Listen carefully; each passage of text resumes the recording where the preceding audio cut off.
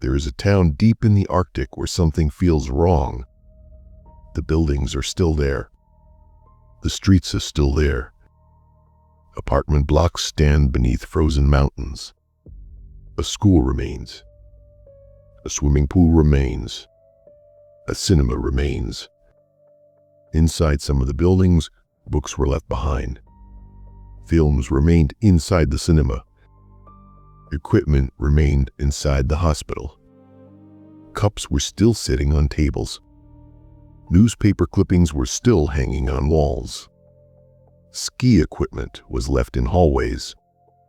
But the people were gone. Hundreds of them. And for years, this place stood almost completely silent. This is Pyramiden, a former Soviet mining town on the Norwegian Arctic archipelago of Svalbard. And although nobody mysteriously disappeared here, the real story of how an entire community was emptied is disturbing in a completely different way. Because when the residents left Pyramiden, they left so much behind that the town still carries one haunting impression. They expected to come back.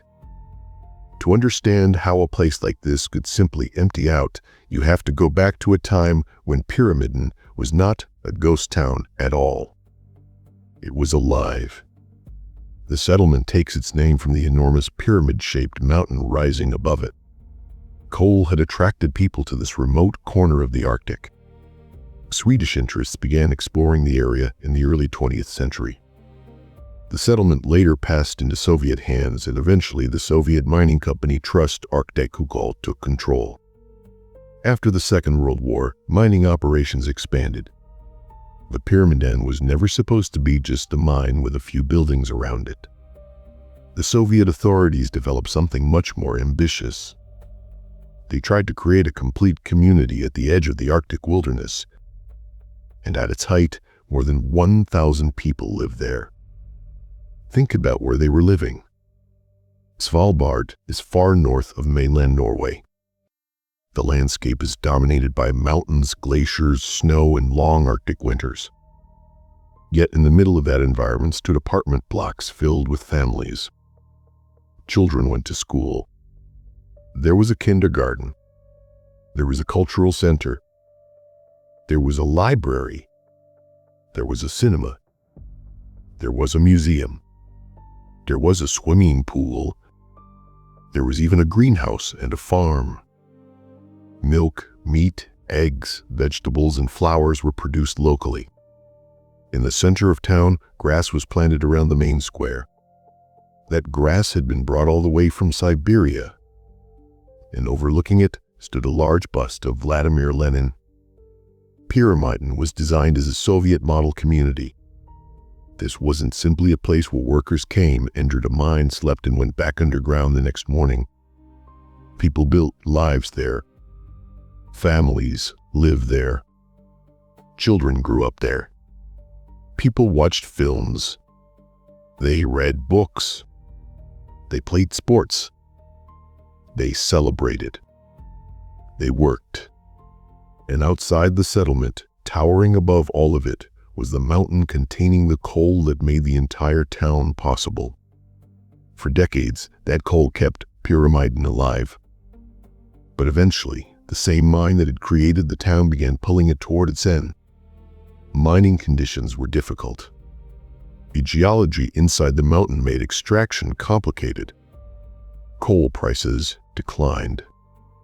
Russia was going through severe economic difficulties during the 1990s. And Pyramiden was becoming harder to justify. Then another tragedy struck the Russian communities of Svalbard. In August of 1996, a Russian aircraft crashed into Upper Archipelago while approaching Svalbard airport. All 141 people aboard were killed. The victims included Russian and Ukrainian miners and members of their families. It became the deadliest aviation disaster on Norwegian soil. The crash was another devastating blow to the Russian mining communities on Svalbard, and it became one of the factors surrounding Pyramiden's decline.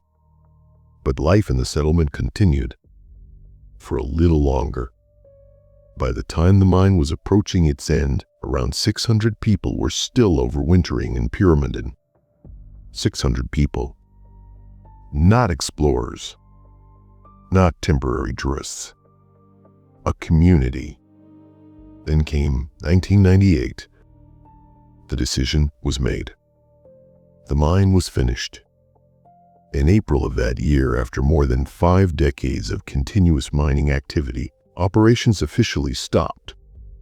And once the mine disappeared, the reason for maintaining the town disappeared with it. The remaining residents began leaving, and Pyramiden emptied.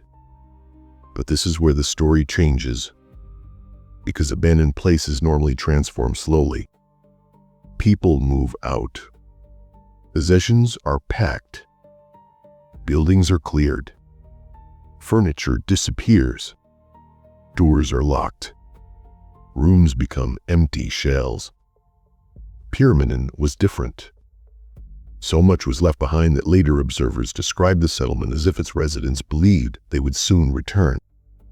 Books remained inside the library. Films remained inside the cinema. Equipment remained inside the hospital. Furniture stayed inside buildings.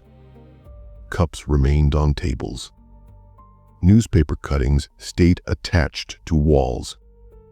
Skiing equipment remained sitting in hallways. Imagine walking into a place like that. You know nobody is coming down the corridor. You know the families who once lived there are gone. But almost everything around you tells your brain that they could return at any moment. That is what makes Pyramiden unsettling.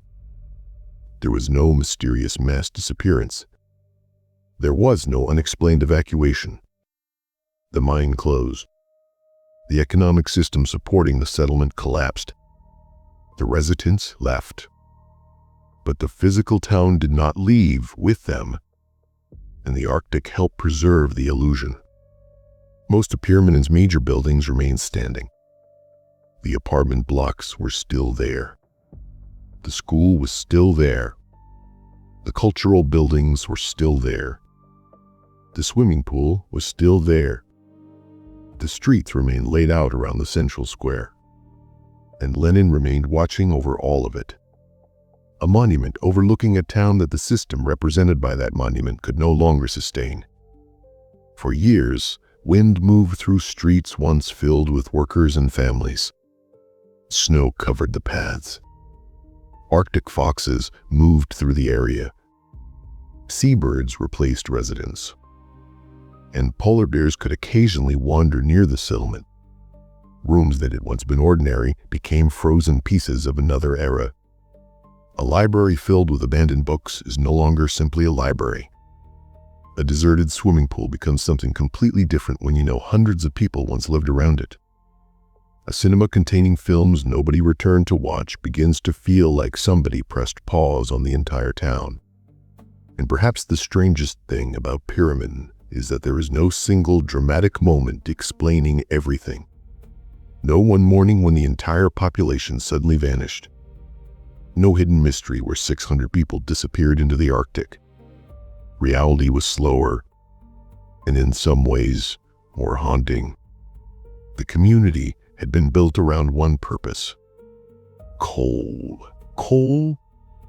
For years, that purpose supported homes, schools, entertainment, families, and an entire way of life. Then the economics changed. The mine became increasingly difficult to operate. The wider political and economic world around Pyramiden had changed. And eventually, the town simply stopped making sense. One decision about a mine became a decision about an entire community. A workplace closed. Then homes emptied. Classrooms emptied. The cinema emptied. The swimming pool emptied. The streets emptied. And eventually, a town that once held more than 1,000 people became known around the world as an Arctic ghost town.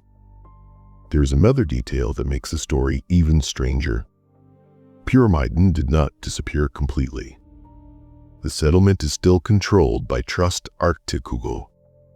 Over time, a very small presence returned, connected largely with maintaining and operating parts of the settlement.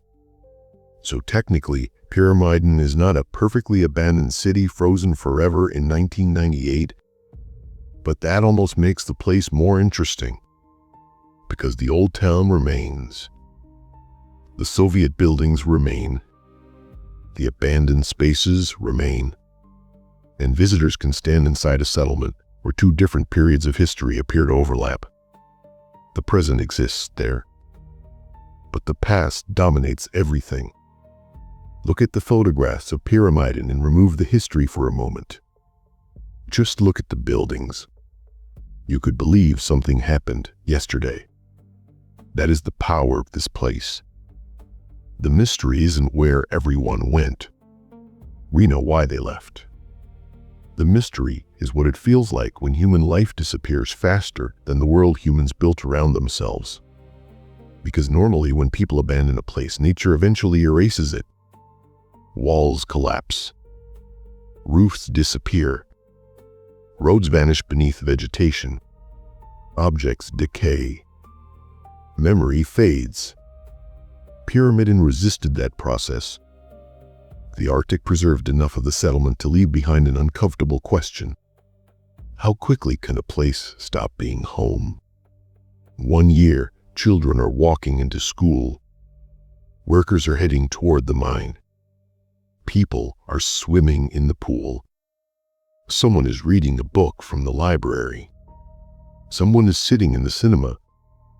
Someone is drinking from a cup at a table. Then circumstances change. The mine closes. The families leave. And the cup remains. That is what makes Pyramiden more than an abandoned mining settlement. It is a town caught between two states. Not alive. Not completely dead. Not destroyed. Not forgotten. Just left behind. And perhaps the most powerful image is still waiting in the center of town. The bust of Lenin. Behind it, the Arctic landscape stretches toward the glacier. Around it stand the remains of a community built during another political era. The people who created that world are gone. The Soviet Union itself is gone. The mine that supported the town is closed. Yet the monument still looks across Pyramiden, watching over empty buildings, empty streets, empty rooms, and belongings that some residents apparently thought they would see again. That is why the story of Pyramiden does not need a fake disappearance. Nobody needs to invent a conspiracy. Nobody needs to claim hundreds of people vanished without explanation. The truth creates a stronger image. An entire Arctic community was built. More than 1,000 people once called it home. Then the reason for its existence disappeared. Hundreds left. And so much remained behind that decades later, parts of the town can still feel like the residents have simply stepped outside. But they didn't step outside. They left Pyramiden. And for most of them, the town they thought they might return to became a place frozen in their past.